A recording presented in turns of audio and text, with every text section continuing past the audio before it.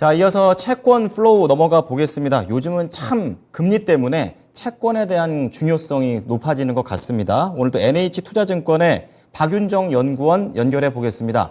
안녕하십니까, 연구원님? 네, 안녕하세요. 네. 자, 저도 뭐 채권 시장을 요즘 많이 좀 자주 보는데, 간밤에는 이제 2년물하고 10년물 폭도 좀 좁아졌고, 등락은 중장기가 더 오르고 있는 모습들을 좀 보여줍니다. 아직 또 특이했던 건 일본 총재가 마이너스 정책 금리를 포기할 수 있다는 발언 나오면서 일본 채권도 좀 영향을 받는 것 같은데요.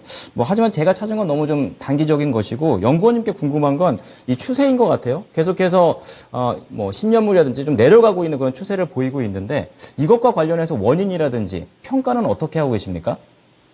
네, 사실 이제 저희가 11월 초에 미국 10년 금리 기준으로 거의 고점 한 5%를 보다가 지금 4.5까지 한 3주 전에 하락을 한 것은 일차적으로 이제 수급 부담이 완화되었기 때문입니다. 11월 초에 미국 재무부 분기 발행 계획에서 시장 수급 부담을 감안해서 규모도 줄이고 반기채 비중을 늘렸던 결과물이었는데요. 그런데 그 이후로 이제 4.5에서 최근 4.1%까지 아주 가파르게 금리가 하락하고 있는 것은 지표 부진, 달리 말하자면 경기가 드디어 좀 안 좋아지고 있다. 그러니까 경기가 좋다는 인식이 흔들리고 있기 때문입니다. 실제로 최근에 연준을 좀 보게 되면 대표적으로 매파 위원이었던 월러 의사의 의견 변화가 좀 보이고 있는데요. 이제 11월에 월러 의사가 했던 연설의 주제가 무언가 항복한 것 같다라는 거였습니다. 이 항복의 주체가 무엇이었냐면 바로 경제 성장 속도이었는데요. 그러니까 심지어 가장 매파적인 위원마저 이제 성장이 둔화되는 것 같다라는 얘기를 할 정도였는데 최근에 어떤 부분에서 이런 것들이 확인되고 있느냐면 우선 소비가 꺾이는 징조들이 나타나고 있습니다. 이제 지지난주까지 해서 블랙 프라이데이랑 사이버 먼데이 등 미국의 가장 최대 쇼핑 시즌이 전개가 되었는데요. 뉴스를 보시면 아시겠지만 사실 매출액이 시장 전망치를 상회를 했고 마치 좋아 보입니다. 그런데 저희가 좀 주목하고 있는 부분은 바로 주간 단위로 카드 소비액의 변화인데요. 11월 초에 급락을 했다가 이제 사이버 먼데이랑 블랙 프라이데이가 전개되고 난 다음에 급등을 했습니다. 특히 이 하락폭 자체가 2020년 6월 이후로 최대였는데요. 이 말인즉슨 돈만 있으면 가격 할인이 전개가 될 텐데 11월 초에는 소비를 좀 안 했다가 그거를 이제 이 쇼핑 시즌으로 이어냈을 가능성을 말을 해줍니다. 어떻게 보면 되게 상식적인 행동이기도 한데 사실 코로나19 때는 없었던 소비의 행동 패턴이 올해 나타났다라고 보시면 될 것 같은데요. 달리 말하자면 이제 뭔가 소비자들이 인플레, 이 물가 상승에 대한 부담을 느끼고 있다라고 저희는 보고 있습니다. 그렇다면 그동안에 어쨌든 물가 상승률은 오히려 상승률 기준으로는 둔화되고 있는데 왜 이제 와서 소비자들이 부담을 느끼는 걸까라고 보게 된다면 우선적으로는 소비 재원에 좀 둔화가 영향을 미쳤다라고 보고 있습니다. 사실 올해 내내 가계의 어떤 노동소득의 구매력은 추세를 하회했기 때문에 임금이 어떤 영향을 미쳤을 거다라고 생각하지는 않습니다. 결국 올해 구매력의 핵심은 노동소득이 아니라 그 외의 정부 지원이 핵심이었는데 그런 부분들에 있어서 이것들이 이제 소진이 되어 가면서 가계의 가격 민감도가 높아지고 있다라고 보시면 될 것 같고요. 두 번째로는 이제 소비자들이 갚지 못한 빚들이 많아지고 있습니다. 이제 3분기 기준으로 미국 카드 사용 연체율이 전체 은행 기준으로는 2012년 1분기 이후 최고치이고요. 소형 은행 기준으로는 이미 사상 최고치입니다. 오늘 밤에 이제 미국 고용 지표가 나오죠. 가장 시장의 이목이 쏠릴 것 같은데 사실 주중으로 발표되었던 ISM 서비스 지수 내에서 이제 고용 지표는 쇼크를 보였고 이번 주에 나왔던 구인 건수도 둔화세를 계속 보였습니다. 고용 기대감이 낮아지고 있는 시기라서 이제 경제 지표에서 좀 연준의 긴축 효과가 나타나는 국면이다. 이렇게 보시면 될 것 같고요.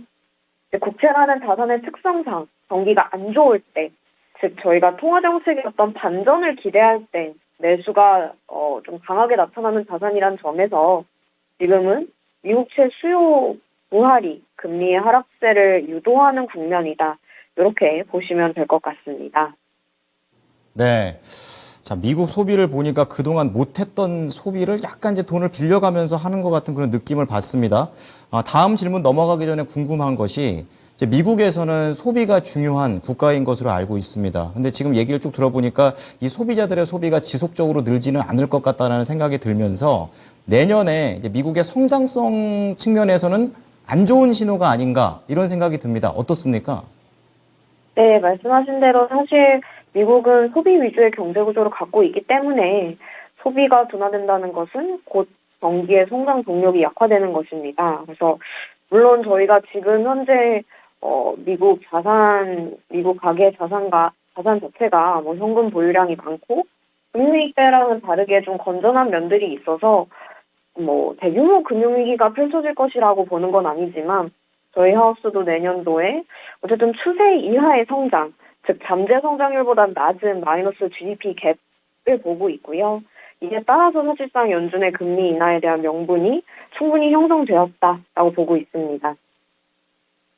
자, 그러면 이제 앞으로 올 스케줄 중에서 이제 궁금한 것이 당연히 12월 FOMC가 될 것이고 또 그와 더불어서 유럽의 중앙은행에서도 어떠한 움직임으로 서로 나오게 될지가 되겠습니다. 이 두 부분에 대한 관전 포인트는 어떻게 잡는 게 좋을까요? 네, 우선 이제 FOMC 같은 경우에는 11월과 되게 유사한 톤이 좀 유지될 것으로 보고 있습니다. 흔히 저희가 긴축에서 이제 인하 사이클로 전환이 되려면 좀 순서대로 밟아야 하는데요. 첫 번째가 금리 인상이 종료가 확인이 되고, 두 번째가 그 금리 인상이 가졌던 효과들이 이제 충분하다라는 점이 인식이 되고, 마지막으로는 이제 인하 시점을 조율하는 이렇게 순서대를 밟게 되는데요. 아직은 앞서 말씀드린 대로 두 번째, 즉 금리 인상의 효과가 가시화되고 있는, 아직은 좀 더 이걸 지켜보자라는 단계이기 때문에 사실 연준이 금리 인하의 시점이나 뭐 QT 종료 이런 부분들에 대해서 명시적으로 가이던스를 주기에는 아직 이르다라고 저희는 보고 있습니다. 그래서 저희는 사실 어떤 파월의 발언에 있어서 시장의 좀 긍정적인 부분을 뭔가 채권 금리의 추가적인 가파른 하락을 유도할 만한 재료는 없을 거다라고 보고 있고요. 다만 이제 파월의 말이 아니라 좀 점도표의 이목이 쏠릴 것 같은데요. 특히 지난 9월 FOMC가 매파적으로 해석되었던 배경은 2024년 기준금리의 중앙값이 6월 4.625%에서 5.125%로 상향 조정되면서 사실상 점도표상으로 내년도 금리 인하 폭이 원래는 100bp였는데 50bp로 줄어들었습니다. 그런데 지금 점도표를 보게 되면 사실상 이 중앙값 위에 위치한 위원 딱 한 명만 전망치를 낮추게 되더라도 중앙값 자체가 25bp 정도 낮아지게 되는데요. 최근에 뭐 월러이사 아까 말씀드린 것처럼 매파적인 위원들이 다 전반적으로 좀 손다운을 보이고 있어서 적어도 저희는 25bp 정도는 낮아질 수 있지 않을까. 그렇게 되면 시장 입장에서 지금 당장 형성되어 있는 금리 인하 베팅을 지울 이유는 없다라고 보고 있습니다. 한편 이제 FOMC가 있고 그날 이제 FOMC가 새벽에 있고 그날 저녁에 이제 ECB가 있는데요. 네, 최근에 ECB의 금리 인하 베팅이 훨씬 더 가파르게 연준보다 빠르게 좀 자리 잡고 있습니다. 이게 또 미국 금리의 하락 압력을 키우는 면도 있고요. 저희가 흔히 뭐 글로벌의 어떤 통화 정책 사이클을 봤을 때 경기 체력이 좋은 나라부터 당연히 인상에 먼저 나서고 반면에 금리 인하 사이클은 경기 체력이 안 좋은 국가부터 전개가 됩니다. 달리 말하자면 ECB는 금리 인상 사이클의 후발주자였지만 금리 인하 사이클에서는 선두주자가 될 걸로 좀 보고 있는데요. 지금 현재 연준과 마찬가지로 ECB의 대표적인 매파 위원이 있습니다. 슈나벨 이사라고 있는데요. 지금 최근에 연설을 통해서 유로존의 디스인플레이션이 예상보다 되게 가파르다. 그래서 추가 인상의 필요성이 사실상 없다라는 첫 번째 전환점이 나왔습니다. 실제로 지금 유로존의 각종 지표들을 보게 되면 우선 11월 물가 상승률이 전월 대비로 헤드라인 근원 모두 다 마이너스를 찍었고요. 뭐 독일 제조업 수주, 산업 생산, 소매 판매 등 하드 데이터들이 모두 부진한 상황입니다. 더 이상 뭔가 경기 지표로 저희가 침체이냐 아니냐를 논하기가 필요 없을 정도로 사실 좀 약한 상황이다라고 보시면 될 것 같은데요. 이에 따라서 지금 독일 국채 시장도 금리 인하 베팅을 계속 늘려왔고요. 이미 첫 인하가 3월로 반영이 되어 있습니다. 물론 연준과 마찬가지로 ECB 입장에서도 이런 어떤 시장의 프라이싱을 옹호해주지는 절대 않을 것 같습니다만 사실상 그 말을 시장이 믿을 것 같지는 않다. 이미 지표상으로 금리 인하 대칭의 정당성이 마련되고 있는 상황입니다. 그래서 저희가 좀 종합을 해보자면 사실 글로벌 국채금리가 11월 초 이후로 너무 가파르게 하락을 했기 때문에 가격 부담은 당연히 존재한다라고 저희도 보고 있고요. 어제처럼 뭔가 미국채 금리의 속도 조절이 나타날 수 있겠다라고 보고 있지만 결국 이는 기술적인 수준에 불과할 것으로 예상을 합니다. 아무래도 펀더멘탈이라던가 그에 기반한 정책 전망들이 금리 하락에 우호적이기 때문에 저희는 좀 약한 속도 조절을 보면서 이제 12월 중에는 글로벌 금리의 어떤 강보 압세를 전망하고 있습니다. 자, 어쨌든 유럽이 먼저 내린다라는 것을 좀 더 주의 깊게 들어봤습니다. 앞으로 미국이 금리를 내릴 때 유럽 먼저 좀 체크를 해봐야겠다는 생각이 들고요. 자, 마지막으로 한 가지만 좀 더 여쭤보도록 하겠습니다. 좀 다른 이슈긴 한데 달러 엔화 좀 강세가 지속이 되고 있습니다. 지금 달러 엔 환율이 9월 초 이후 최저치까지 내려가면서 143.5를 좀 기록을 하고 있는데 이러한 부분과 관련해서 채권 시장에서 답을 찾을 수 있는지 그리고 채권 시장에 미칠 영향력 이러한 부분들에 대해서는 어떤 의견을 갖고 계시나요? 네, 사실 최근에 엔화의 급격한 강세가 사실 6일에 이제 BOJ의 히미노 부총재가 마이너스 기준금리에서 인상을 하더라도 가계나 기업에 미치는 영향이 크지 않을 것 같다라고 평가를 했고 거기에 더불어서 어제 우에다 총재도 뭔가 정책 정상화에 대한 논의를 전개한 가운데 사실상 기시다 총리와의 회담 소식이 전해지면서 12월 금정위에서 뭔가 가파른 갑작스러운 금리 인상이 나타날 가능성들을 시장이 우려하면서 나타나고 있는 흐름이다. 이렇게 보시면 될 것 같습니다. 하지만 오늘 3분기 일본 GDP 수정치가 발표가 되었는데요. 본래도 시장 예상보다 낮게 나왔었는데 수정치가 또 한 번 하향 조정이 되었습니다.